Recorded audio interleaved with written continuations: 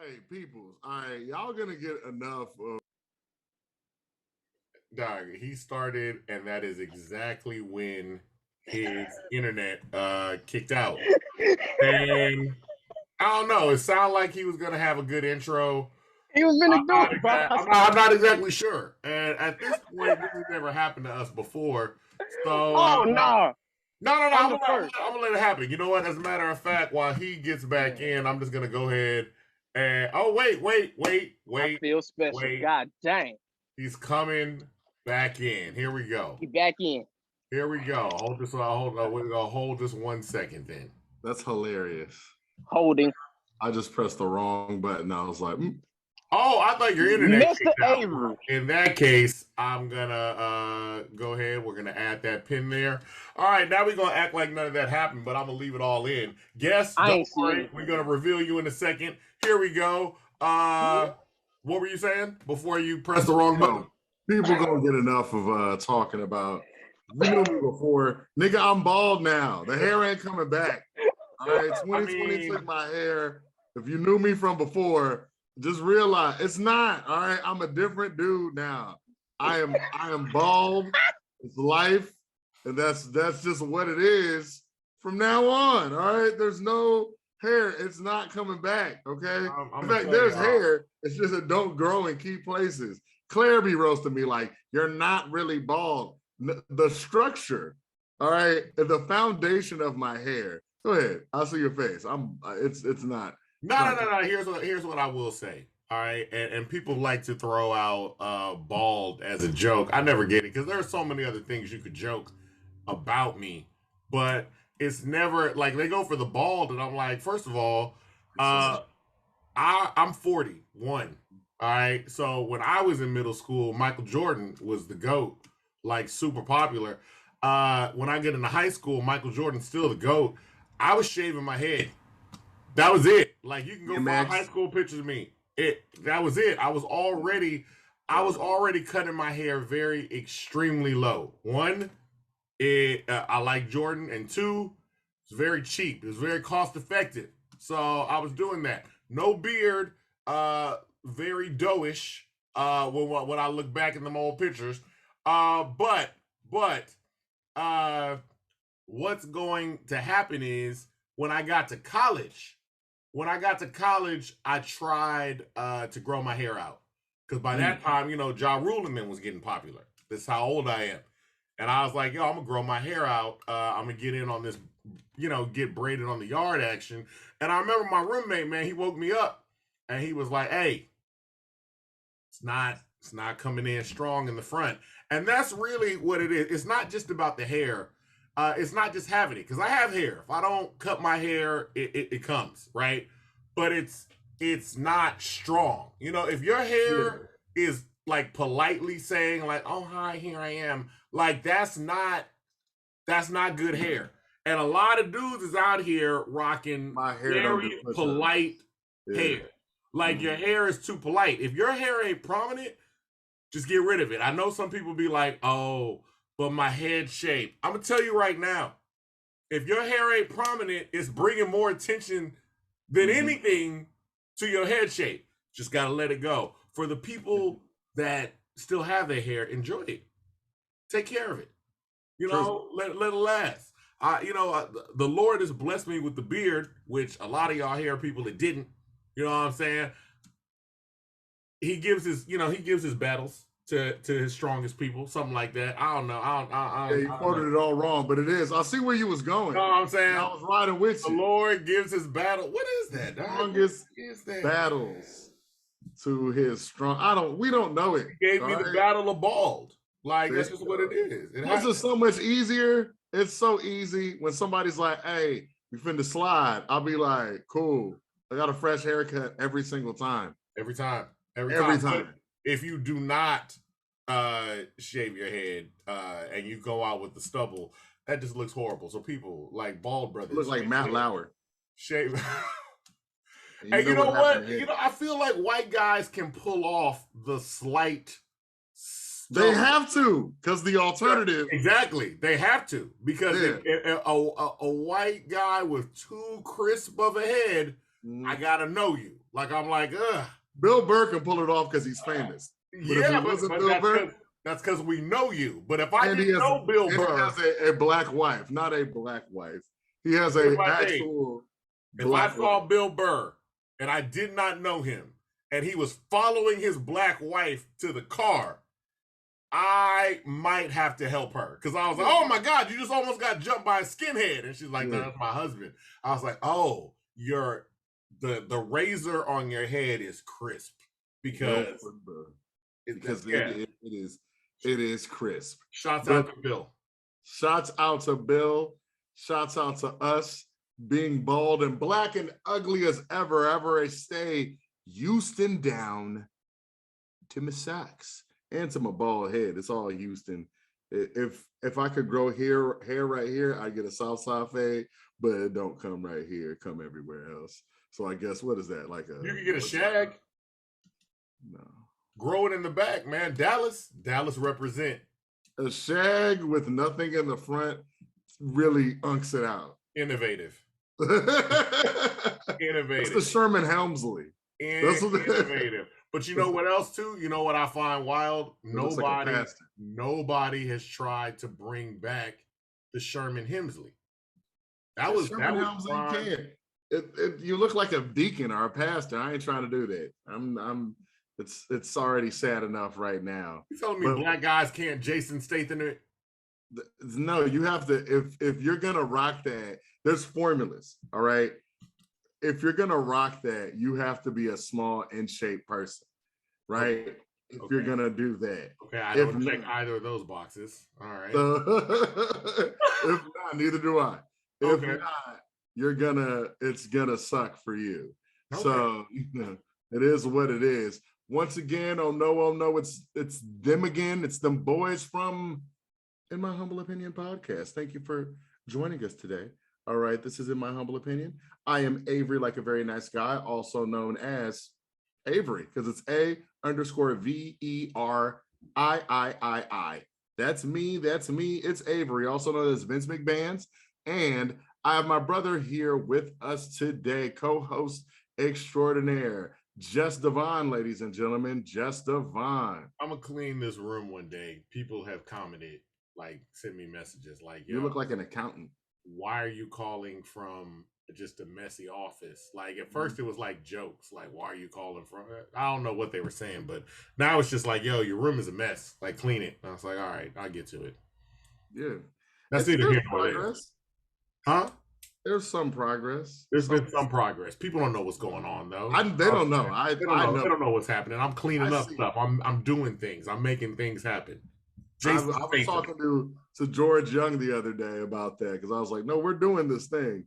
We're doing it because he goes, man, I like y'all better when y'all was in the studio. I said, hey, brother. Everybody likes it. Everybody like, but they be like, Doug, I really like y'all show. I really like it when you're in the studio. You got studio money? No, I'm just kidding. Now, Omicron is we're doing some things. And Omicron is wild, dog. It's just Omicron is wild. The last time I'm not gonna share that story because I don't. The last time we were in the studio, I was just like, let's take a hiatus for right now. That's neither here nor there. Either way, let's go back. So you messed up, bro. Let's just keep it moving like a drive-by. Just Devon, man, writes articles, best writer that I know on the planet Earth. Maybe not on Jupiter, because there's some better writers on Jupiter. I mean, it's cool, but you don't read, so it's all right. I can't read. What are we talking about? You don't read. No. I cannot read. Why are you going to just throw this out here? Hey, most people don't read because I had a number of people confront me about an article like, yo, why am I not listed higher up on the list? I was like, because it says in the first paragraph, the list is out of order in no particular order. They was like, oh, I ain't read that. I was like, all right, that's cool. That's cool. It's all right. It's all right. I would do the same thing. You just go, you look for your name, you'd be like, boom, we good to go. Nobody reads anymore because when they talk about that thing about how people just read the headline and keep it moving, I was like, yeah, we're doomed. Because that is literally, I'll write something down and I'll be like, so wait, hold on, you didn't get that? And they'll be like, what are you talking about this? I'm like, look right here. It says it. Like I wrote it down. Like, but it is what it is. I still read.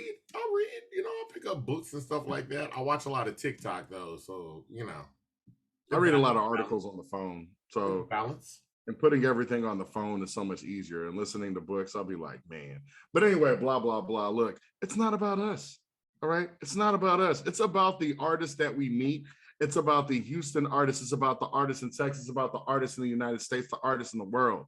Now, one great thing is, look, I went to the press junket. All right. It was cool. If you know me, we were the belle of the ball of the press junket for the loud, yeah. Belle of the ball. The belle of the ball of the press junket, okay? All right. They made us look amazing, okay? Sheila Jackson Lee rolled up on us and said, I want to be on your podcast. We're going to do that. But there was a lot of people that we met, all right? We met a lot of people from Flip to everybody else. Like, we met everybody. A lot of people that we know, but one guy in particular very much stood out. He just walked up to us, had great conversation, and it was because another thing,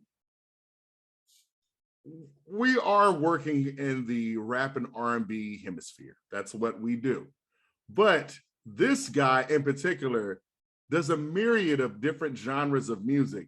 It's just that his personality just bled through. Like, you talk to a lot of people, and I remember everybody, but this guy, Jack, I actually gave him my personal phone number because I was like, yo, this dude is awesome. I've said his name already. Jack. How you doing, Jack? You can't really? Boom, you can hear me, right? Oh, yeah. We can hear you now. We can hear you. I'm in here, man. Am I in the right room? Good. You're in the right room. You're in the right spot. You're in the right place. All right, because before I got here, it was a white person that was talking on the phone. So I just wanted to let y'all know, y'all probably y'all be having technical issues over there, man. Y'all be having technical issues, man. I don't want to see no more white people until we talk. Why are you roasting us? I'm sorry. That was crazy. This is the first episode where he's made a mistake like that. I don't know how he pressed that button. That was wild, bro. That was wild. That was fucking wild, bro. Hey, but it's cool though. I do want to say thank y'all, man, because, man, when I saw y'all, I was like, man, any dude that's bald-headed and black, he definitely got some money. He definitely made to do something great. So when I saw y'all bald heads, I was like, yeah, I'm definitely about to go and speak to these guys. You know what I'm saying? The beards was popping. Disagree. What? Really? I know too many homeless people that same stature. But this is the question, though. The question is, if you homeless and bald and you can afford a shaver and you can find a place to shave your head, you pretty creative as a homeless person. Because you know the homeless people I know don't give a damn. They don't give a damn. This has made me ask some very serious questions. Some very serious questions. Thank you. You made me question. You know what? You can't get on here and roast us. You literally just talked about getting an S-curl. I'm sorry. I know. Now listen. Talked about getting an S-curl, and we talked about that. It was wrong. The S-curl is for people that are close to the border. Like, close to the border of crossing over. Like, you can't just rely on the S-curl to do everything. When I had hair, you and I have the same hair texture. I would have never. Got 4C, brother. I'm a 4C. I would have never gone for the S-curl. Beauty gurus. I don't know what direction does it go in. Like, the more it go, like 4C, is there a 5C? Is there a 3C? It might be a 5C, but you know, we will never see. But we will. From curly to straight, you wasn't making S-curl, wasn't carrying that over. But listen, you have to own your mistakes. I am owning the mistake of getting that S-curl. How long did you keep the S-curl? So the S-curl was popping. You know what? Wait. Actually, because you already told us it was bad and it kind of fried your hair. It did after a while. Let's call it a T-curl. Let's not call it an S-curl. I don't want the because it did straighten the shit out. How long did you keep the T-curl? I kept the T-curl for at least a good 6 months. Kept going back to it. Did it again. It was elongated. I had elongated S-curl experience. Did you went somewhere and paid them to do it, or you went and got the Duke box? I got the little blue box that had the black guy on it. Yeah. It had to be a you know, his professional one. his shits was looking nice. I mean, his shits was looking nice. You know, S curl. We got to talk about that because it didn't come out like the photo. And I hate when I do things and it don't sound like and it don't look like the photo. You know what I'm saying? Did I the definitely gentleman on got the box screwed. have hair like yours? I mean, you couldn't tell from the that's S-curl. right. That's S curl's fault. He had he the looked S-curl. at him. He was like, "He light skinned. I'm light skinned." Nah. S curl should have a before and after, like a literally like, hey, dog, this is where you start. And if you are any curlier inside than this, the box. nah. The instructions inside the box. You don't know what's going on until after you get in the box. So it's like for 6 months you live with this mistake. At what point in the 6 months did you say, first of all, who told you to stop? Because I know that a loved one had to step in. I was in college, man. I was in my first part, man. I was running to the cafeteria. My parents came to get me, bro. And all I know was my mom said, I don't know what's going on, son, but all I saw was little bits of pieces of your hair flowing in the wind. And I said, damn, I thought I was looking good. You know, I walked in the cafeteria, it was girls and they was looking at me. It was like, yo, oh my God. But their oh my God was probably because of my hair. Talk about absolutely destroyed. Like destroyed. Don't put on the man. It was a college called Texas College. You would not know this place unless you Google Texas College, literally. I went there with my homie, and I can honestly say, do not follow your friends to college because it was a prison. As soon as you went in there, it had the prison beds. Everything was prison wise. It had the prison gates. And literally everybody in there was black and looked like they were in prison. So literally, I'm literally like, yo, this don't look like the shit that I'll be seeing on TV. You know what I'm saying? Where the white people at? Ain't nobody warned me. I just got in, bro. It wasn't the experience. Yes, Texas College, bro. Texas College. If y'all do want to go there, you will experience good things, you know, like sucking, you know, titties outside, and you know, you're gonna be sneaking in girls' dorms and, you know, have weird ass experience like a transvestite trying to holler at everybody in the building. Wow. You're gonna run into that type of stuff, bro. Wow. And gotta say transgender. Gotta transgender. I don't want to get canceled for this. I want to make sure y'all know I do not judge. All of that is good with me. I'm gonna tell you right now, I don't know if you convince people to go to Texas College. Somebody here you convince.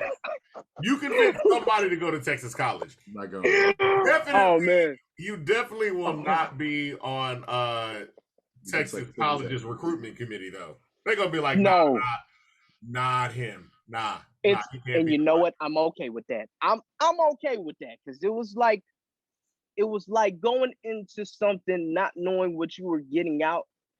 And I can say the one thing that came good out of that is I'm not good at math. I was able to cheat all through algebra 1, 2, and every math credit that I needed. And then I moved to Sam Houston. Boom! Knock the weird credits out the way. And then bam, I get into the school that I need to be in with the mass communication program. So I'm like, all right, bet I'm in. Allegedly. So if you gonna do it, allegedly, you know, I ain't got the diploma on me, but we could talk about it later.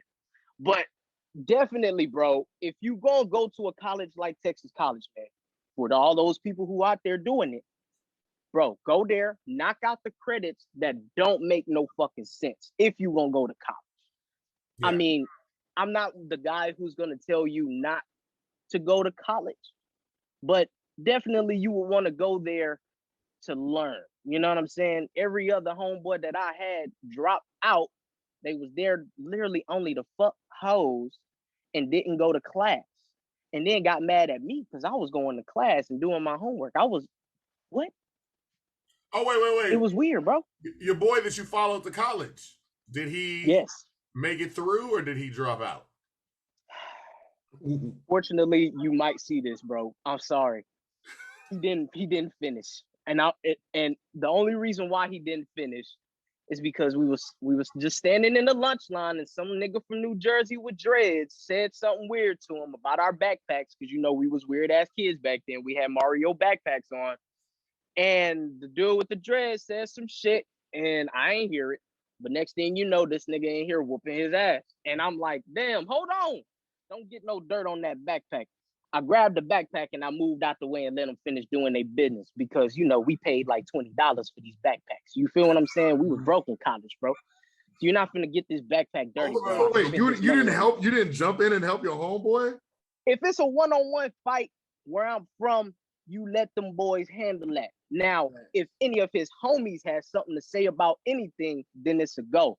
But my boy was whooping that ass, so I didn't need no. There was no need to jump in. It sounds like his boy didn't need help. That's why he didn't.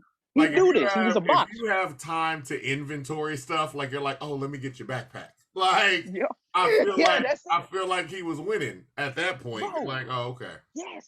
Yes. I mean, you see these cameras with these guys and they get into these fights, right? You never see the guy who's protecting your wallet, who's protecting everything that you need, because you get into a fight, you ain't worried about what you got in the backpack. Somebody don't ran off with that hoe and everything. Take your chain off. Literally. Yeah. You take your bro. I was that guy, bro. I was his best friend, still one of my guys. But I grabbed that backpack, everything he had, and after the fight was done, I had everything for him waiting, man. It's crazy, man. I'm such a good friend. And then they kicked him out of school? Yeah, they kicked him out of school only because at that point in Texas college, bro, it was a violent place to be in. Like I'm telling y'all, bro, it was literally prison. We was in fucking prison, bro. Like literally niggas was like literally stealing laundry, stealing your shit, taking your shit out the dryer and putting their shit in, and it cost $0.25 to do it. Like niggas was, and then there was niggas from Dallas. I remember y'all talking about a shag. All I saw was a bunch of fucking shags, bro. Shags and Dallas people and Houston people didn't like each other for no reason. No reason. Mm-hmm. There's no reason for the Houston-Dallas beef. It's like two sisters that look almost similar, but they're like, because every time I go to Dallas, I'm like, I don't know why I don't like y'all, but I don't. But also, I like y'all, but I also don't. It's Dallas very, women? It's very weird. Dallas it's very women. weird. There's no logical reason for Houston to dislike Dallas or Dallas to dislike Houston. Like, we should both dislike Austin. I'm cool. Wait, why? I'm what cool happened with in that. Austin? Why? What's up with Austin? You know why? Austin is it's a very small town, and because it's the cap, like Austin's a small town. You've been to Austin, like 4 cars will cause a traffic jam. Like when you get to Austin and you're always like, why is the traffic so bad? You're like, oh, there's only one road in this whole thing. Like everything you need to get to is on one road, and that bothers me. That bothers me a lot. Also, the fact that it's a very Caucasian area, and every time I go there, they just act like weed is completely legal in front of the cops and everything. I'm like, God, y'all don't give a damn or nothing. From a black person, it gets kind of racist in Austin. A lot of people like, I love Austin, but you get like a lot of white people will be like, I love Austin. Yeah, you're good there. If you leave you guys to yourselves, look what happens. Yeah, it kind of gets racist. Yeah, it's good. I just want to say thank you guys because I'm moving to Austin now. I got a very, very good outlook on it. Look. But you're probably moving because you got a good ass job, though. You're a really smart guy. No, I'm living on a prayer, man. I mean, that's the spot to go for the type of music and things like that too. But you know what? That's what I'm saying. We haven't even got to talking about the type of music and things like that you do. First off, what got you? Because I remember you mentioning that you were headed along a path where people were saying this is the type of music that you should be doing, and then you were like, "Nah, I don't want to do this no more," and you left it. Yep. So let's go back to the beginning. First off, when did you decide to get into music, and originally, what was the type of music you were doing? Woo! All right. So music for me started in Houston because we are like the creators of how to fuck somebody era, right?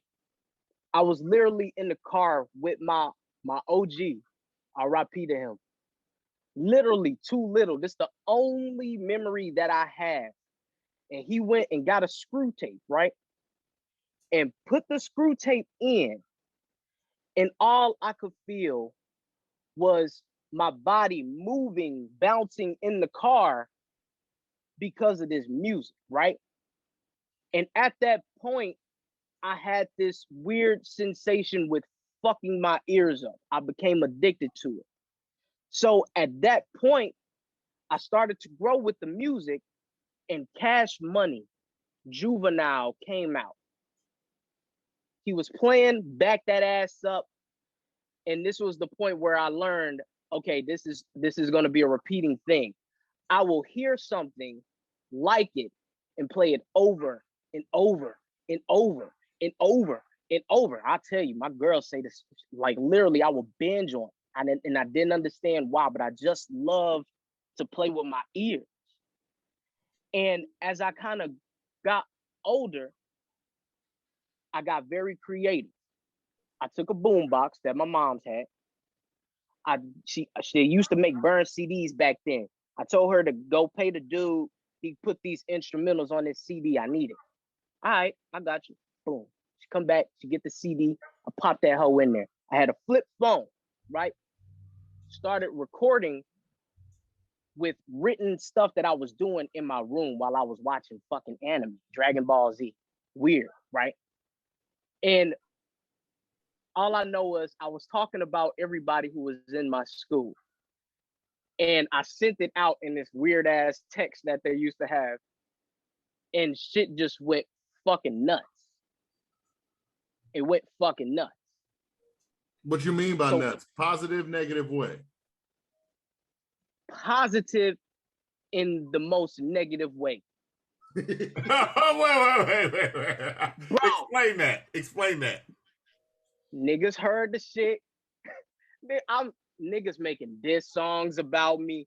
I don't even know these niggas, but now it's a competition with me because this nigga ain't here rapping. He did it good, so now I'm finna show niggas that I can rap too. And everybody was fucking garbage. Fucking garbage.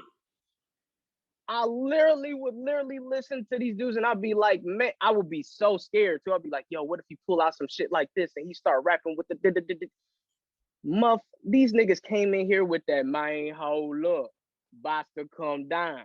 Nigga coming through, I got mouthwash in my backpack. I'm like, what the fuck is this shit, bro? You came over here, you want a freestyle, nigga? I'm gonna show you something. Boom, boom, boom, killing niggas, left and right, bam, bam, bam. At that point, I knew I had something with words. It was just something about words and the power that they had with rhythm. And you can literally influence a whole fucking world with words and rhythm. People don't even think about that shit. You have Asians dressing like black people, bro. Rapping in their own culture, in their own ways, in their own languages. Oh, yeah. That's fucking nuts, bro. That's literally across the world. Here's the thing, though. Across the world. When you start out in rap. Now, when we were talking, though, at the press junket, you've moved on to other forms of music. And we were talking a long time about, you know what we were talking about? We were talking about Willow Smith. I was saying we were talking about the issue of when Willow Smith came out, and Willow has been following in the footsteps of her mother. She is doing a lot of rock music, and they had that song "Catch a Vibe," or I'll forget the name, but y'all know what the "Catch a Vibe" is—a little TikTok song.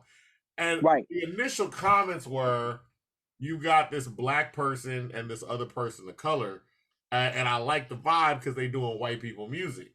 And a lot of people are like, "Oh, this is not white people music." Like, this is just them doing, this is black music. It's just y'all have gotten used to hearing a certain style or a song coming from a certain group of people. They stole it and took credit for it. I mean, I was trying to be nice about it. But, yeah, you can be nice. Okay, Elvis is terrible. Just to continue. It's fucking crazy, bro. But really, when it comes down to it, I said even the stealing thing. Like we've talked about this before, my brother and I. The people that participate in it. If you have a white person that's usually participating in Black culture, I always feel like the first waves are very much like, I respect this culture. I like this artist. I am trying to be like this artist. Like they fans and the fans of the fans that come after are like, I mean, I like you. Like, I don't even listen to rap. I like Eminem. You know what I'm saying? So you get guys that are like, man, I don't listen to no Chuck Berry or Bobby Womack, nothing like that. I like Elvis. And you're like, but Elvis likes them. Like, that's wild. But we've watched that progression.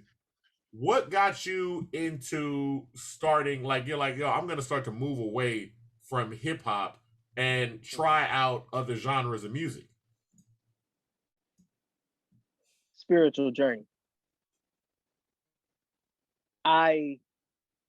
Like I told y'all, I remember I was in very deep into this rap shit, bro. Very deep, only because it was just natural. It was like drinking water. It was like drinking water. And I went to this barbershop, and this dude, people talk a lot, right? So I'm a man of listening. I'd rather listen than to be speaking first. You know what I'm saying? So I'm listening to the conversations in the room, and this guy goes, "Yeah, man, I was just at the barbecue with hootie hoo woo woo woo woo," right?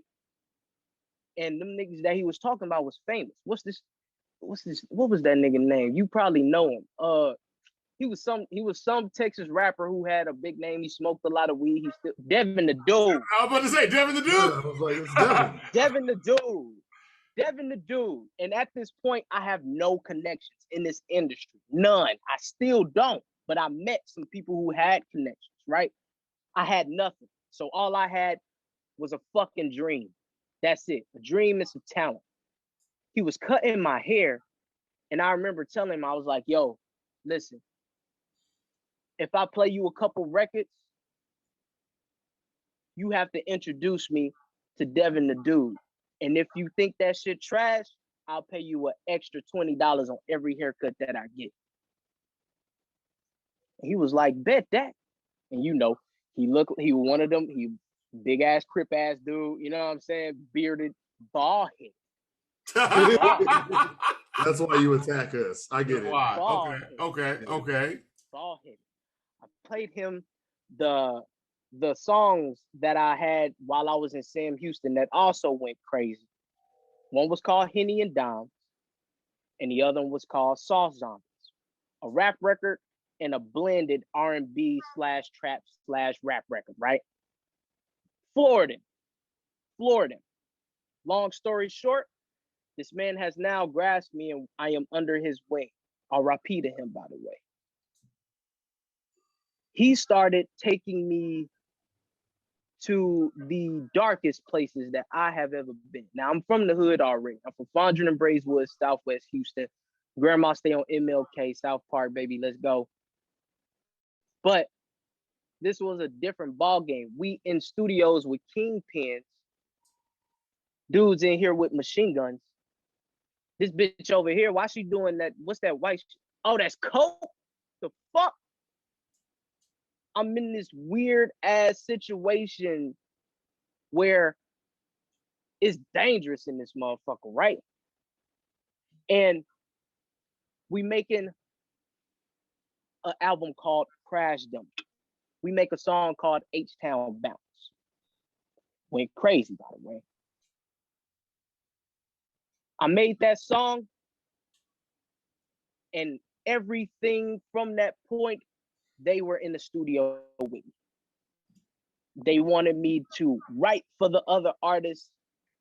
They wanted me to do this kind of thing. They want me to be in this place, but niggas getting killed over here. Niggas telling me if anything happened to you, I got you.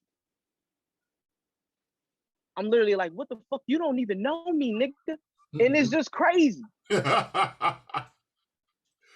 And I remember, bro, man, this is the point that turned my head, bro. I was in his crib, And then he brought his homie over. He was a Mexican dude, big dude. He might see this one day. I don't know. But we was talking about XXX Tentacion, bro.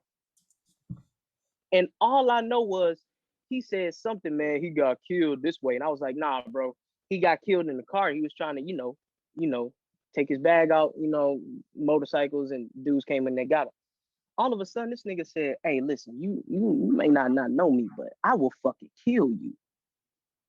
I will literally get that shit out of my car and I will fucking kill you. And his white friend just looking at me like, he will kill you. I'm like, what the fuck is this shit? I'm like, okay, but in a weird way, it is serious because I don't know this man. He tatted the fuck up. Him and my OG talking about how they used to do shit in prison. I'm like, yo, this nigga's a real, like he real deal. He crazy though, right? He was on coke, by the way. I was wondering where the segue came from because I was like, y'all were talking about Tentacion, and then he's like, by the way, I will fucking kill you, bro. Okay. I'm just like, yo, and this nigga just being mad disrespectful. And at this point, I'm like, yo, something is not right here. God kind of like, and people call him God. I call him the master creator because he creates everything, right? Something, and we all have had that feeling, right? Something is telling me, yo, you gotta fucking stop. You can't do this shit, bro. And then the words start popping into my brain, extortion at the highest rate. Cause you don't know these niggas, but they want to do stuff for you. Oh, you definitely in a debt. You know what I'm saying? Yeah.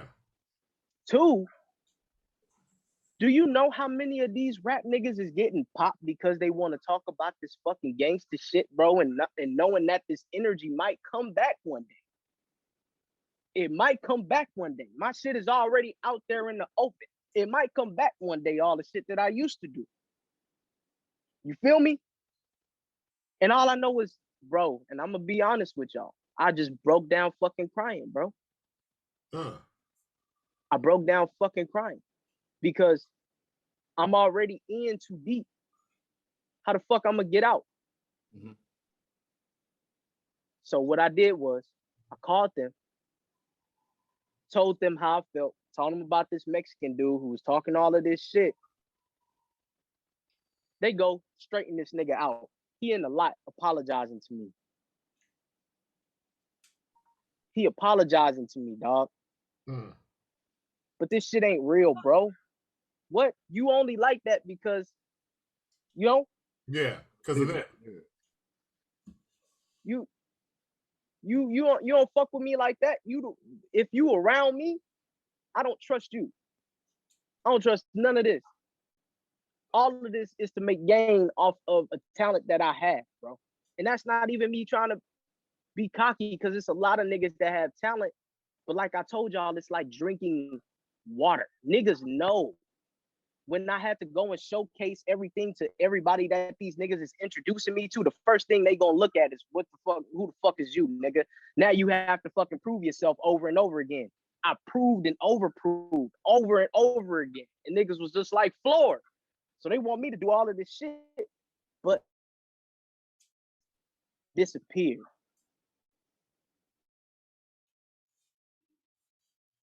Situation. Nigga, I'm working at Verizon. This nigga pull up in the car. My job was and I work at, nigga. I'm on the sales floor. This nigga walk up in here. All right, so we are back. We had a little bit of a signal thing, but okay, so you're working at Verizon, and what happens now? Bro, my OG pull up. I ain't talked to him in months. He blowing me up. Niggas want to know where I'm at. He pull up at my job, bro. This nigga pull up at my job. It's an officer. He looking at him. He looking at me. Everybody looking at me like, what the fuck? What is this? So this nigga comes and he gets in my ear and he said, hey, we need to talk to you real quick. All I know is I had this lady, her name is Tish. I love her so much. She came in front of me and she was like, you ain't finna talk about it to nobody. She was literally like trying to defend me on some shit. But I'm like, no, we good. Like, that's the homie. I go out there and I tell him. I say, bro, all that shit we did, that whole Crash Dummy album that I put out was literally that. Crash Dummy shit. I was literally putting myself in a dangerous ass vehicle, not knowing where I'm going, just to be the fucking dummy in the end, bro. Just to be the fucking dummy. And I'll show you how music is just, sometimes you just know when niggas have it. You start talking to yourself through the music and you hear it back a couple of months, a couple of years later, and you be like, damn. All of that shit that I went through was a stage in my life, and it was literally talking about everything. I talked about revenge in that hoe. And I was talking about getting revenge on the niggas who was around me that fucking tossed me to the fucking side. I was literally talking about how I was fucking sad and how I was already a crash. I didn't even know I was a Crash Dummy until that album was done. And now I'm going down this downward spiral because the one light that I had to be into this industry was fucking gone. I can't fucking get in this hole no more. What the fuck I'm gonna do now? So I'm literally just fucking falling into the depths of despair. And I just remember sitting on my sofa with a fucking pistol in my hand because I felt like niggas was trying to come and kill me every day. Oh, wow. Yeah. Had a knife just in case the gun didn't work because I'm finna go straight warrior in this bitch. Just literally fucking going nuts. And then all I know is my TV was on and I don't listen to sermons, right? I don't listen to sermons. I'm not a religious guy. You feel me? Uh-huh. TD Jakes popped on the screen and it was a sermon that was called You Bigger Than You Think.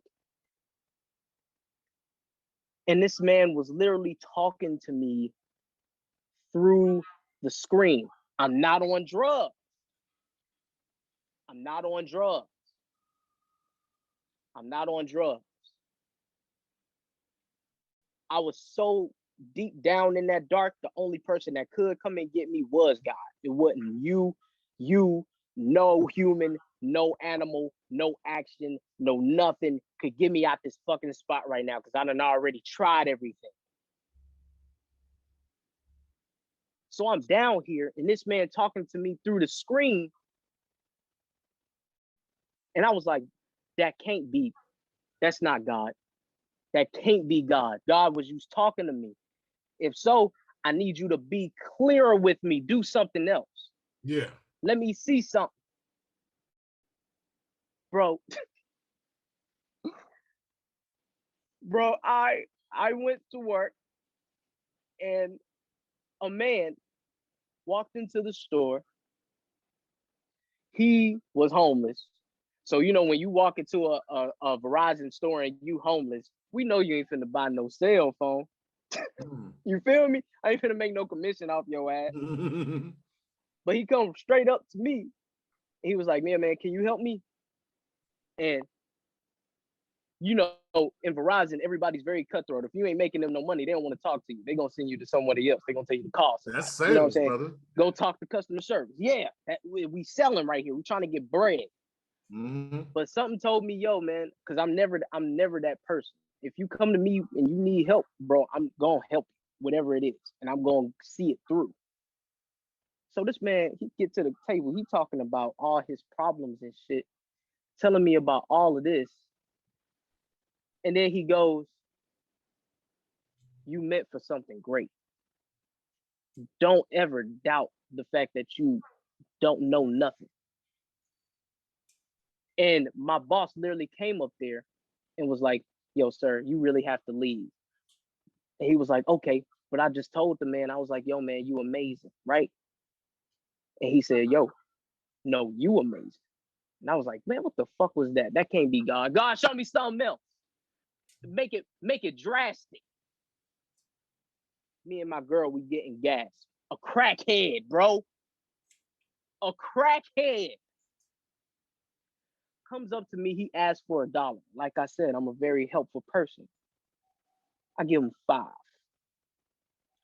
He goes to me. He says, go for it. Go for it. Tweaked out. Just go for it. He don't know me. Mm-hmm. Bro, from that point on, weird. I don't even want to call it weird because now it's like trying to explain to somebody what a ghost look like. They can only use their imagination. You feel me? Mm-hmm.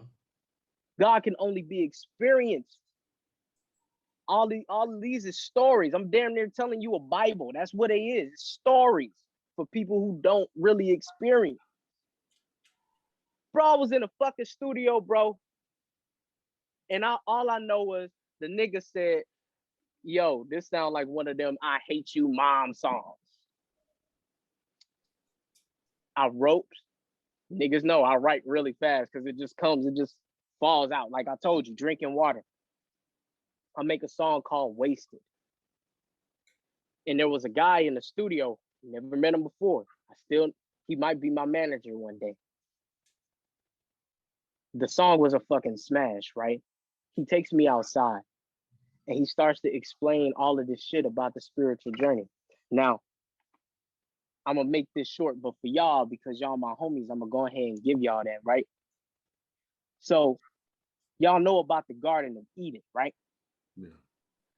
The Garden of Eden had 2 trees, one of knowledge of good and evil, and there was another tree. What was the name of that fucking tree? The tree of life.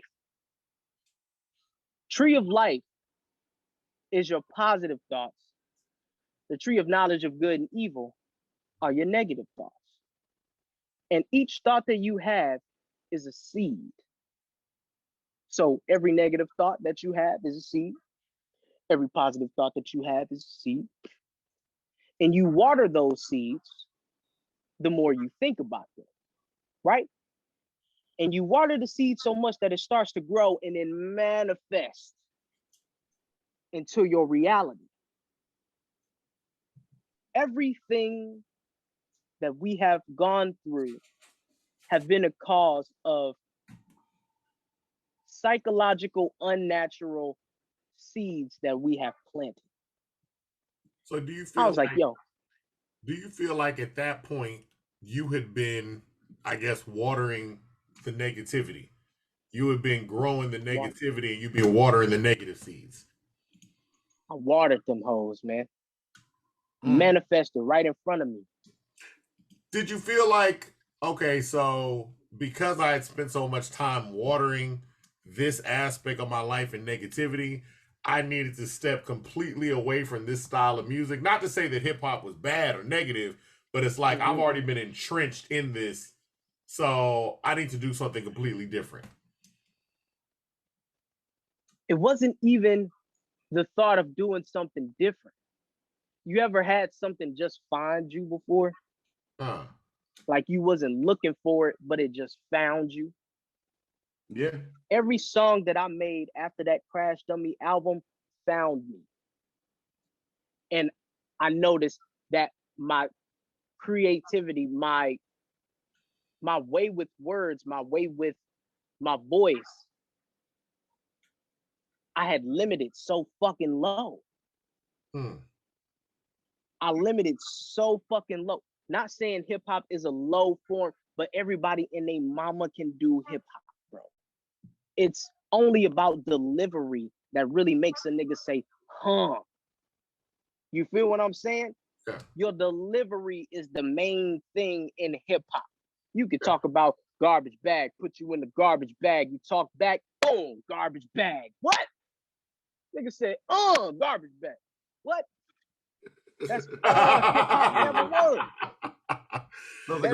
hop ever was. We've talked about that where we're like, yo, like at hip hop has a low barrier for entry in terms of it's like poetry, where it's like I'm telling people anybody can do poetry. A lot of people do it very badly. When you excel at poetry, it's amazing. When you excel at hip hop, it's amazing. But anybody can do it. Like anybody can get up here and speak words, and it's a little bit different than when you're getting into other aspects like singing. You know, it takes practice to hold a note. Yeah, it takes practice to get a lot of stuff down first before you get into it. So with the hip hop aspect, that's why I tend like my brother and I usually go for more lyrical rappers. Because I'm like, you got to show work. Like you have to. I practice. I put this in. I'm showing you that I've actually worked at putting these words on the paper. But for you, as you were moving into like were you influenced by you hearing other songs, and then two, like you're around hip hop people. So how is it that you start branching into I'm gonna start to move towards rock music? I'm gonna start to because how was that moving over there when you're like, yo, I'm doing all hip hop. The producers I work with are doing hip hop. Everybody around me doing hip hop, and you're like, but this other music also speaks to me. How was that transition? This is the big misconception. People look at me and they think rock. They think rock. Absolutely. What captures, I think, what caught me was there was all of these different instruments, right? I remember watching the James Brown documentary. Get up, get on. I'm like, what the fuck is this? This is fucking nuts. I'm watching documentaries on different artists. And there was one in particular called The Defiant Ones with Dr. Dre and Mr. Jimmy Iovine. Yeah. You start to see that your world that you created was this fucking big.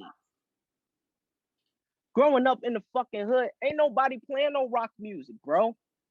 Nobody's playing that shit. You so stuck in this little zone that you only see shit this big. You only hearing trap drums, bro. You only hearing trap drums and niggas with lyrics and niggas rapping because that's us. That's part. We all of this. Yeah. We all of it. So I would be hearing these instrumentals, man. And I kid you not, I would literally go on YouTube and look up indie pop beat. I'll look up rock beat. I'll look up metal beat, grunge beats, all of these type of instrumentals. And like I said, it's like drinking water.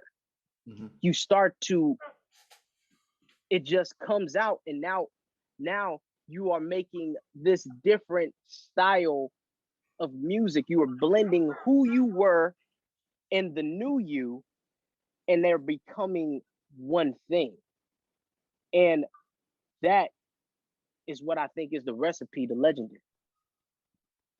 That's how it found me. I didn't even look for it. You know what I'm saying? It found me. It found me through artists that I never thought. 121 Guns. I'm like, man, this shit is fucking nuts. This shit is hard. Yeah. This shit is crazy.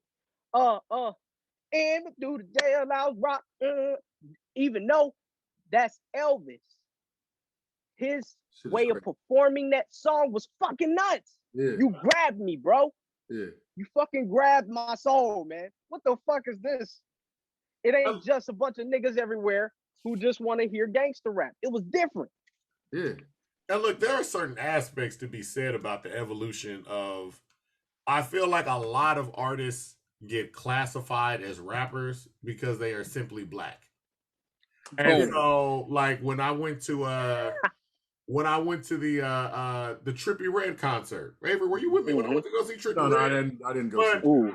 I had not really listened to Trippie Redd like that. But then I see him and I was like, Doug, if he came out in like the late 90s, the early thousands, this is My Chemical Romance, TRL, and that's not knocking him. I'm like, this man is doing like a form of rock music, but y'all are like, oh, but he's black, so this is rap. So he's a rapper. And that's what it is, where it's like you get these divisions of rap music where, because we want to define all black music as like, this is rap or this is soul R&B, you get these guys that are just like, oh no, you're doing something different than what we normally hear of as rap, but you were also black, and I don't know where we're gonna play you, because I gotta play you on the black station.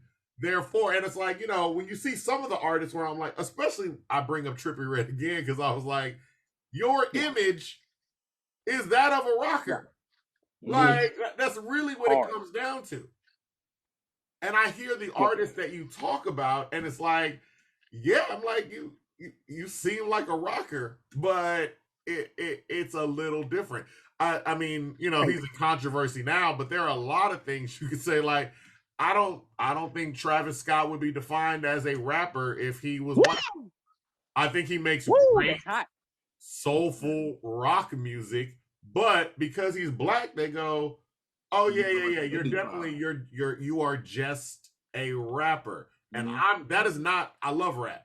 That is not to take a shot at rap. That is to look at the classifications of what a larger white audience is saying about this music. Like, I saw this guy and I'm like, I feel like if you painted him another color, you'd be like, oh, he make a cool little pop song or a rap song, you know, or a rock song. But when you're black, they'd be like, I mean, it's like Lenora. Rapper. She makes pop. Lenora makes pop, and then people are like, yeah. So Lenora is a great singer out here in Houston. She put out a very excellent pop album, like a fantastic pop album. But it is a thing where it's like, you get people like, well, how do we classify? It's R&B. This is definitely R&B, and you're like, and it really does. It puts all the black artists in two categories. Like, what were you? Were you R&B or were you rap? Or you rap? Yeah, either one. I mean, branch off that, they go, oh well. I don't know.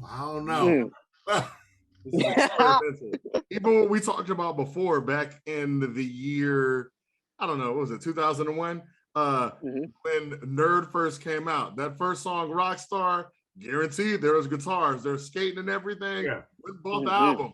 Went down to Blockbuster Music because I'm old. You had to buy CDs. In the rap section. You know where I went? I looked an alternative. Nothing. Rock. Nothing. Right there in rap. N-E-R. Nods. Nerd. I said, what are y'all doing? What are y'all doing? Why'd y'all put it? It's a new, I'm not going to say it's a new thing. There has always been an idea of, I mean, look, you can go back and study the history of music, where like the evolution of country music and the classification of country as a white art form is simply because it was black music, and then white people kind of took it over, and then Ray Charles made an excellent country album. And then they went, nah, that's R&B. We're not gonna put you in the same category. And you're like, oh, okay.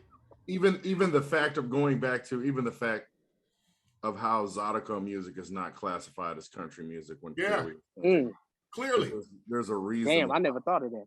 Yeah, man. There's so many. It's a huge battle when you go and look. Google, there's a huge battle. There's not even a documentary on it. That's a thing. Like, it's a big battle of them being like, the Grand Ole Opry won't let them in. Yeah. Why? Because it is a thing where it's like, this is the basis of the music, but it is more palatable when another group does it. And then once you guys do it, I don't want to classify this. So it's like, y'all are doing, and Zydeco is old music. Oh, you know what I'm saying? Ray Charles made an excellent country album, and they went, nah, this is not included with us. That's also going to be an R&B record.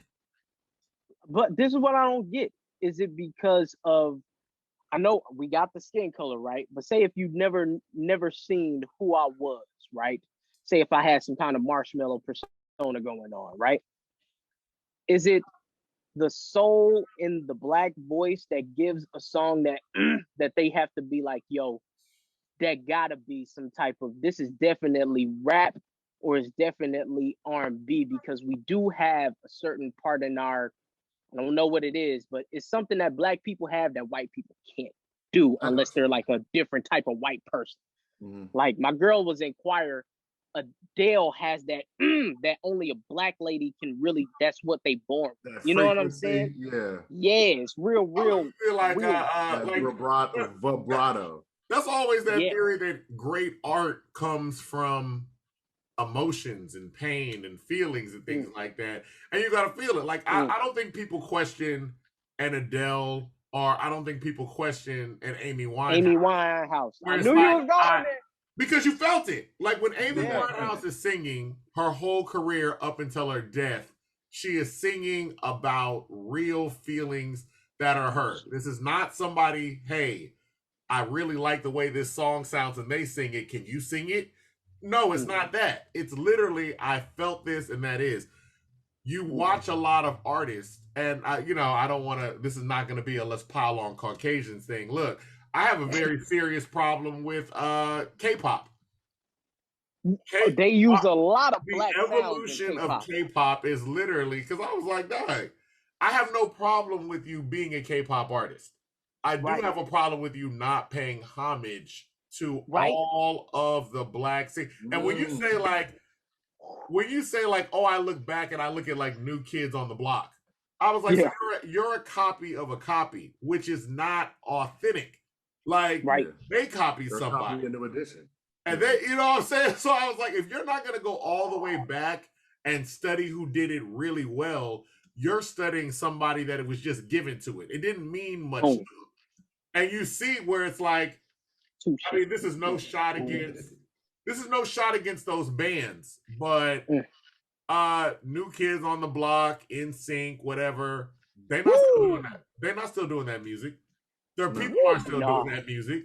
Even Justin Timberlake left at the right time. Justin Timberlake is not doing that style of music. Justin Timberlake ain't make no album like Justified, which was all throwaway Michael Jackson beats. I will not. Yeah. Michael Jackson didn't want that album. Timberland and Pharrell tried their hardest. Like, yo, this is what it is. And Mike said, nah. And they gave all them beats to Justin, and that is a fantastic Michael Jackson album. Listen to it. Don't it sound like it? Come on. It sounds like it. Have you naked by the end of this song? Boom, he did his best Michael Jackson impression.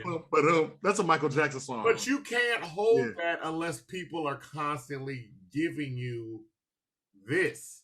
You know what I'm saying? I would argue that, you know, shoot, even Justin singing about Britney Spears felt a little bit of pain. He could sing something in the song. Like, that's just what it is. Like, really, when it comes down to it, there's a lot to be said about this. I feel this, and I'm going to sing, as opposed to I was given this. That's not even like a black, white, or anything thing. There are black artists that are just given stuff, and it's like, I can tell you're not authentic. You're not able to get this across, you know, and that's just all it is. Question: what are those qualifications of an unauthentic artist? When we talk about actually like our people, right? What is the thing that you see that makes someone like, I know this isn't authentic? I think it's nothing I necessarily see. I feel like authenticity just shines through.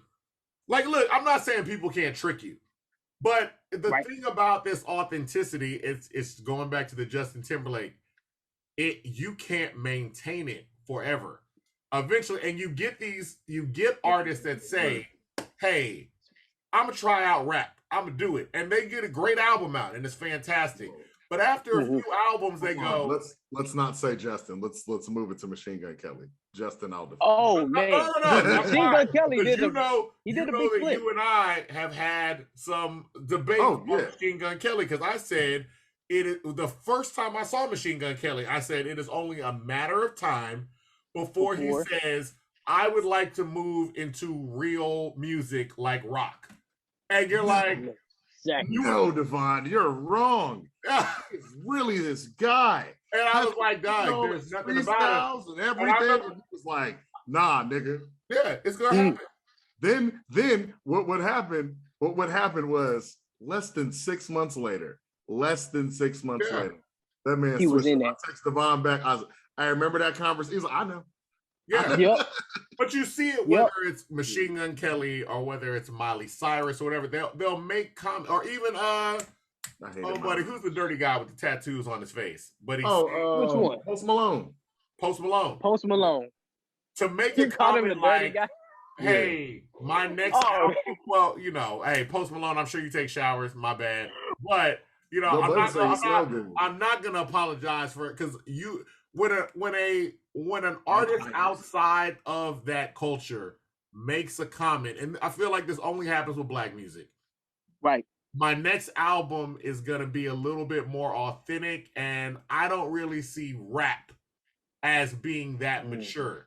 It's like because I was like, if I stepped into another culture, if I went to Ireland and I happened to start doing Irish music, I'm always going to have to respect Irish music, because they're always going to be like, no, you're an outsider here, you're going to do it. And everybody does it now. Look, country music is a black art form that has been taken over. Jazz is a black art form. Blues is a black art form. Hootie and the Blowfish, Hootie got to ask to go to get invited to the cut. It took a while for Hootie to get for him to be able to go to the Grand Ole Opry. Or a black artist doing black music, and they not Hootie and the Blowfish. They're not inviting him. Yeah. Everybody can gatekeep their culture, but when black people do stuff, they're like, well, why aren't y'all sharing? And you're like, well, I mean, we was doing this too, and look, I got my problems with black people. Like, black people, y'all got to stop the cookouts and the, the white girl held a note for like 3 minutes. I'm like, oh, God, stop it. Stop it. Because I'd be like, God, just picture them black. Are you still impressed? Are you still impressed? Like, we do, if you wanted to win on the Apollo, you have to do a gospel song. If you do a gospel song, we're not going to boo you. We like, he not good, but we not going to boo him off the stage. Or if you're a white artist that sings mediocrely, like you come out and you just a little good, they'd be like, "Woo, yeah, we so open, we so accepting, huh? We gotta stop that. We gotta stop. We do.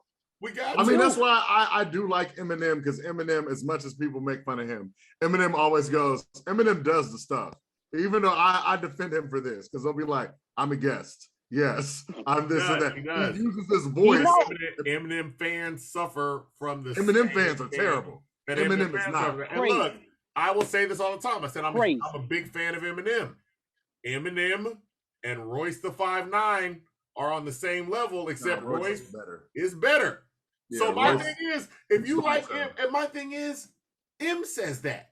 Royce and M say that about each other all the time. So love. I don't mind if you're like, I think Eminem's the greatest rapper ever. But if Royce ain't even in your top 10, I'm like, I don't think you listen to rap. Or Redman. When I first heard Eminem, I was like, oh, you listen to Redman. Yeah. And then years later, when they did that song together for the Nutty Professor 2 soundtrack, he was like, yo, like, you're one of my favorite rappers. And I was like, yeah, you could hear it. But then again, I'm a student of rap. So it's kind of like how when you listen to, like I say, it's for every genre. When you listen to Dave Grohl, who's one of my favorite drummers on the Queens of Stone Age album, he does on a song "Sky Is Falling." He does a drum solo that is the exact same solo as one of the Ramones songs, and it's like, but if you're a rock person, you know that, and you have respect for all of that. Yeah. But when it comes to rap, those fans usually just they just don't. But, I mean, you can take it a step farther. You look at Dave Grohl at his days with Nirvana. That conversation he had with Pharrell.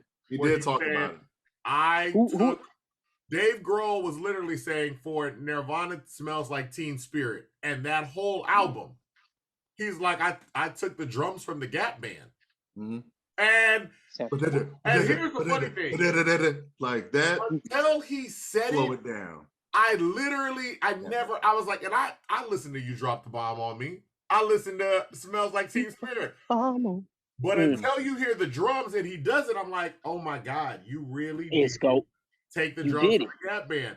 The funny thing I find about that conversation is that he ran into the drummer from the Gap Band. He's like, hey, I'm Dave. I love your stuff. And he goes, yeah, I know. He goes, I took all your stuff. And my thing is, I was like, I wonder how they feel. Like, it felt like on one hand, it's like, I'm so glad that people mimic my style. But on the other hand, I'm not getting these accolades that other people like. I built up a whole genre. Grunge music was built off of me. Yeah. Boom. But, you know. So we say all that to say, how's it for you working in rock? We just elbow dropped every other race when it comes to our music. Drawn out way to say, what is it like now? Because what are the responses? Or what do people say? Whether it's black people, like, hey, like, how do black people feel about you doing a new form of music? Because I know you had fans that were like, oh, this ain't Crash Dummies. And then how are white people that are like, hey, man, what you doing up here? Woo! Oh man. So, and I'm sorry to say this, black people don't respect. Well, I don't want to say black people because that kind of grabs us off. When yes. Not every black niggas don't respect art. They don't give a fuck about none of that shit. They don't care about where you got it from. There's a complete disrespect with niggas when it comes to rap music and when it comes to rock music. They don't give a damn. We're talking about niggas here, not black people. Niggas. I don't care how lyrical that shit is. It's fucking garbage. It's boring. I want to hear niggas talk about some ignorant shit. Okay, well, what if I come to you with a song that's fucking going crazy right now? Like, it's going nuts. Everybody fucking loves it. I don't like it because my ears is used to only one thing. Yeah. You feel what I'm saying? They have drowned themselves so far into this thing that was created not by us, by the way. We dumb enough to be like, yeah, I want that money too, so I'm gonna go ahead and make this fucking unauthentic music. I'm gonna talk about murder. I'm gonna talk about bitches. I'm gonna talk about selling drugs. It's cool if you talking about that and you really did it. These niggas got from the suburbs, got a loving mother and father, offered me cookies. You know what I'm saying? Like, just sweet. But you doing this because you trying to get to the bag, right? People and niggas, we talking about niggas. When niggas hear my shit and they heard the switch up, they had no choice but to respect it. Because it's different when you go and you in here and you making rock music, right? But you in here, you using your voice like a white person. You, all my life I've been dead. That's unauthentic. Mm-hmm. You're unauthentic. I'm with you. Okay. Yeah. You're not that. You ain't a real nigga. No. You ain't that. You ain't a real cracker. You not a real nigga. You not none of that. Who are you? Who are you? Because when you talking to me, man, no, I'm talking about, man, I just want to go out there and do my trippy red shit. All right, cool. That's cool. But stop coming up in this fucking studio, bro, and telling niggas, man, make me sound like Travis Scott. Make me sound like this. Make me sound like that. Niggas don't know how to do it. But when I give it to you, when I gave them what I had that was new, when I gave these niggas that, niggas was taken back and they was like, damn, I think I might like funk pop. I think I might like rock music.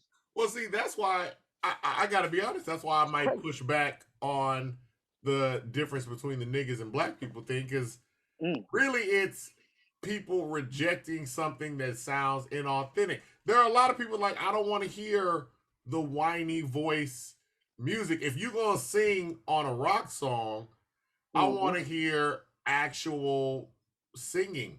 I want to hear Right. your voice come through. Because there are a lot of people that do not like.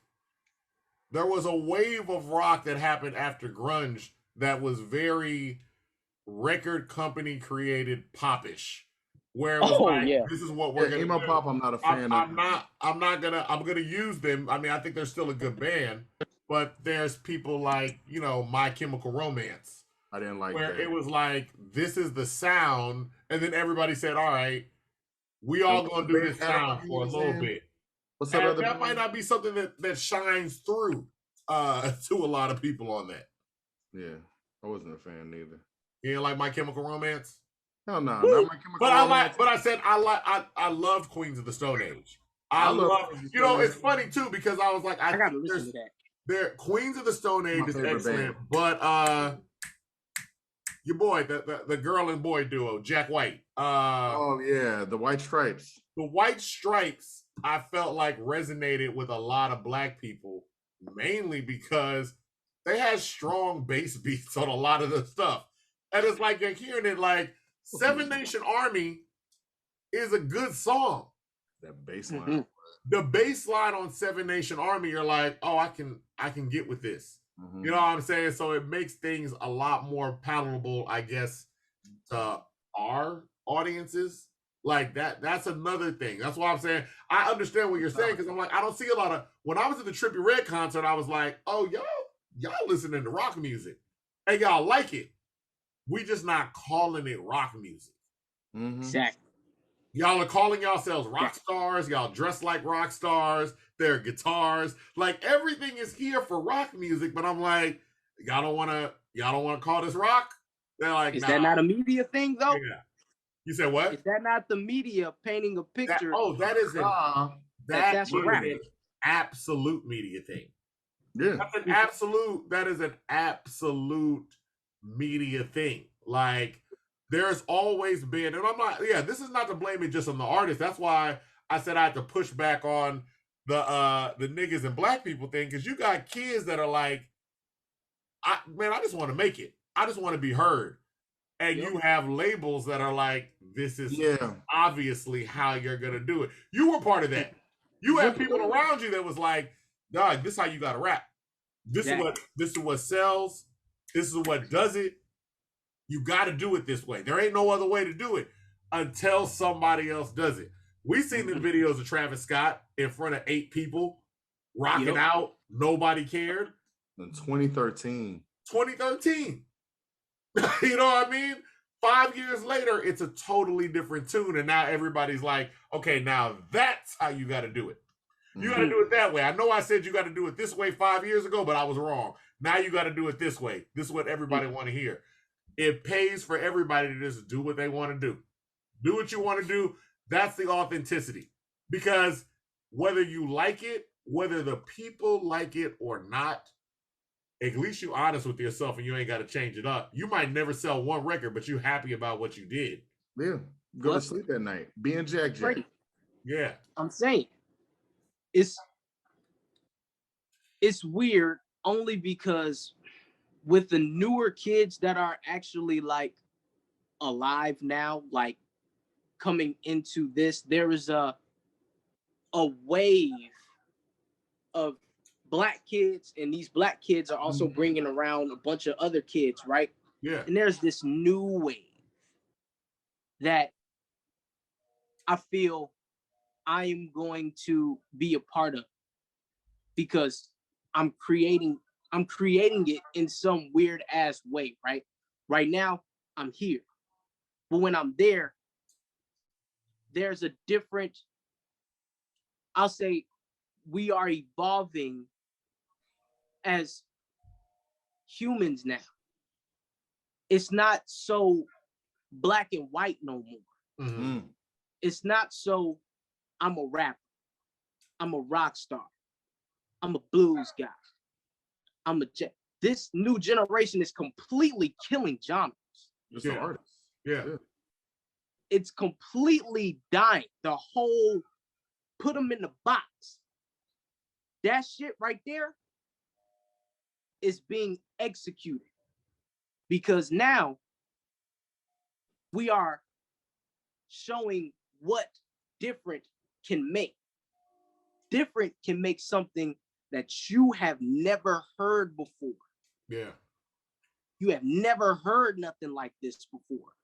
I ain't never heard no H-Town nigga on no fucking rock beat speaking like a H-Town nigga.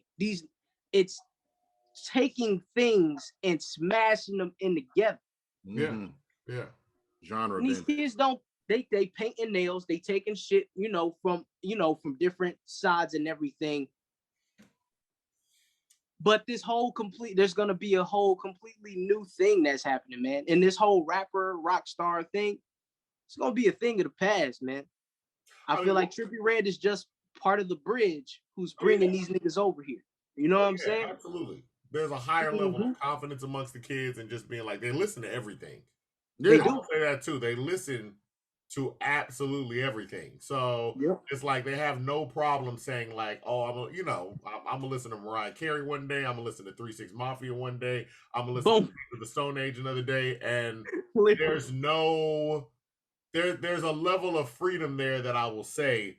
It's just like you said, there are certain people that were raised to be put inside of a tiny box, and they're like, nah, I don't got that box. Like, I'm gonna rock what I want to rock. Even Will, at the beginning of this, you said your boy got in a fight because somebody was making fun of him for wearing a Mario backpack. And now all I kept thinking was, dang, today, nobody would bat an eye. Nobody would bat an eye because these kids wear whatever they want. Gang members have Mario backpacks. Oh, yeah. Yeah. They'll kill you in skinny jeans and be running away. They're like that. I will wear whatever I want. I'm confident. I'm about to say some of the illest killers that I know dress in the tightest clothes and will murder you. Like seriously. Nah. I don't know no killers. I don't know no killers. You know what I'm saying? I gotta say that on camera. What would you say? You know what I said, because we could talk to you forever, but I did want to know. What is this emerging scene here in Houston when you're looking at people getting into the lifestyle of rock? And as these genres bend and break and reform, what's it like here in the city? Houston. This is the place where niggas tell me, man, you need to go to fucking California. Nigga, you need to go to New York, nigga, because this shit that you got going on, nigga, ain't happening over here, kid. And I'm just like, what? Okay. You got me fucked up. I like shit like that. I like when somebody tell me that I can't do something. You know what I'm saying? I'm a fear hunter now. You know what I'm saying? So now, as I go across and I meet people in Houston, right? I am seeing these kids with purple hair, green hair. They have taken in goth clothing and mixed it with some bright shit. They have names like Starlight 777, 666, 1111. They all talking about manifestation.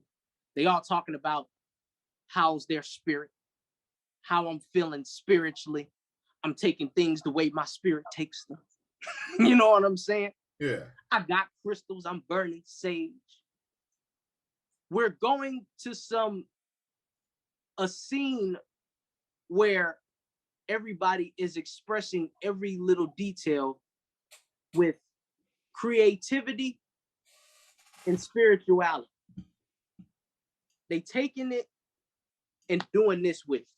Because now it's kids coming up to me, man, like, man, bro, I really fuck with that video, bro. Like, I've been trying to manifest and learn about manifestations. Man, I'm trying to learn how to get my spirit right. I'm trying to go on a spiritual journey. I give these niggas the blues. And then they go out there and they be like, bro, ever since you told me this shit, I start seeing weird shit. Like they look at the clock and now all of a sudden it's 222s and 111s and all of you in alignment. That wave is a new thing. And it's about to completely sweep everything, because I didn't have to do all the work I'm not doing the work on my own. They finding it somehow. Yeah. It's other niggas that are like me too. Yeah. And it's just going to blow the fucking shit over. Everything. Niggas ain't gonna want to be rock stars no more. They gonna want to be fucking moto boys, moto girls. They gonna want to be something that's not what everybody is. They want to be different now. They want to be in alignment now. And I'm here, and we talk about the tattoo, right? This lightning bolt right here, right? Niggas ask me what this means. I light. I enlighten. I am here to enlighten the world. I'm here to enlighten the world. That's all I'm here for. I'm moving on purpose now. This ain't about money. This ain't about cars. This ain't about fucking man. I'm serving. I'm serving now. There is no king here. There is no crowns. We king killers. Kings kill. They kill shit. Nah, man. These niggas is now knowing that I don't have to be dark energy. I don't have to be dark energy to be sexy, to be attractive, to be all of this other shit that these niggas they telling you gotta do. These niggas don't want to fucking do gang shit no more. Why? Because it's stupid. You going to jail or you getting murdered? Which one you want, bro? Take your pick, bro. They're smarter now. They're smarter now. They notice that Black people, the one thing that we good at is creating. Yeah. We create. So the shit that we create can literally touch the fucking world, bro. And that is all I am imputing into every little mind, big minds, medium mind that I fucking come across. And then it just spread like fucking wildfire. So eventually, y'all gonna look around this city, and I'm gonna make sure that I call y'all again. I'm gonna say I want y'all to go outside, and I want y'all to go and tell me what y'all see when y'all look around. You gonna see niggas with different color hair, mixing dark and bright, speaking of enlightenment instead of I'm depressed, I want to kill myself. Like, we not on that shit no more, bro. We are now imputing life. We are now letting niggas know that happiness and joy and all of that shit that comes to light energy. Fuck that demon shit, bro. We demon killers. It's an angel movement that we doing now. So that's where we going now. That's where Houston is gonna go, because I'm gonna make sure that it happens. And I ain't leaving this bitch until it does happen. You feel me? It's my only purpose right now is to spread that. Because how many lives can I save? Powerful. Powerful. Jack, where can we find you, my G? Bro, y'all can find me on IG, TikTok at ilove.jackjack. And remember, I love you too. And at the same time, you can also go on YouTube. The link's in the bio, baby. I promise. I got everything ready. It's organized for you. Videos is here. Apple Music's here. Spotify is here. Organized. You can go there and literally enlighten your mind. Enlighten your mind. I'm not saying you cannot fucking dance. What? Girl, bounce that ass. They don't even know the fucking words. They just bouncing that ass because of the frequency of the music. I have that from the Black people. We have that rhythm. So it ain't no idea if it's going to be bouncy, my guy. You going to be bouncy. But once you actually pay attention and listen, which is what I want these niggas to understand, listen more than you talk, you going to find something that's going to fucking probably take your life to a different place that you never thought you could go. That's good, brother. Take your life to a different place where you never thought you would go. Also, look up Jack Poison. I mean, the video's doing numbers. It's a good song. Also, I mean, you're gonna check it out. You guys gotta check it out once again. Got to. Thank you guys for coming in, or really just staying in. Thank you, Jack. And also, this has been a great episode with you, Jack. I am Avery, like a very nice guy. That's my brother, Jess Devon. And humbly yours, and my Humble Opinion Podcast, H-Town. Too sweet. Bingo. H-Town is too sweet.